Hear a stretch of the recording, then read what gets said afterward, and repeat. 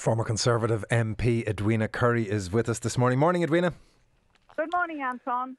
Good to talk to you. It seems that the issue this time for Boris may be that one of hypocrisy, that people could live with him being what we knew him to be, the shambolic thing, the passing relationship with the truth, all of that people could accept.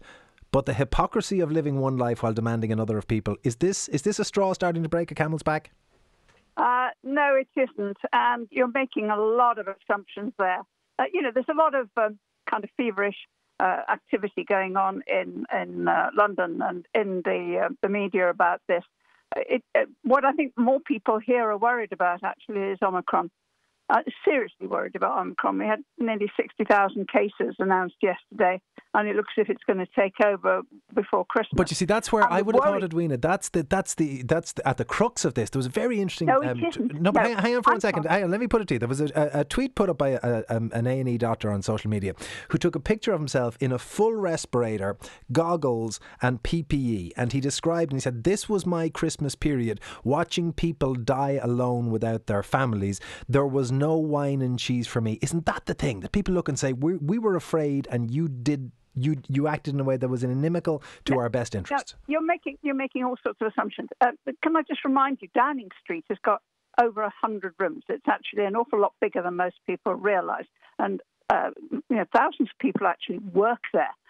What goes on in one room may not be known about to another room at all. At the time, the person who you assume to be totally responsible for parties and so on, at the time he had a 7-month-old baby, and his wife was pregnant again with a baby that she lost a few weeks later at the beginning of January, so she may not have been terribly well.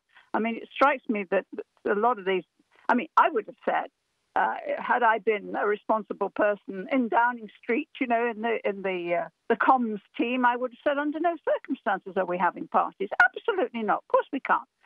And that would have been an end of it as far as I was concerned. But you see, that's the thing. But you are making hang on a minute. There's 2 points here. The first is you are making assumptions that Boris himself was involved, and I don't think that's fair. I don't think that's right. No, Sadie, hang on. No. I made no such assumption nor assertion. Anton, you've asked me on. I accept it, but I'm just correcting points of fact. It's not a point of fact.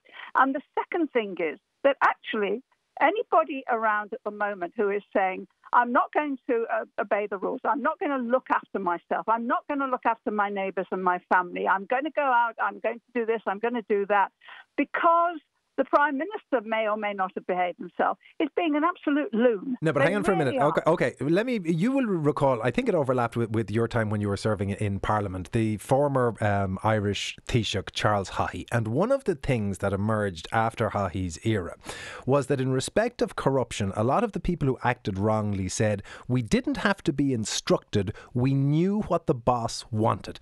Now, regardless of whether or not Boris Johnson was present at that party, they know the standards the boss will accept, and those standards are egregiously low.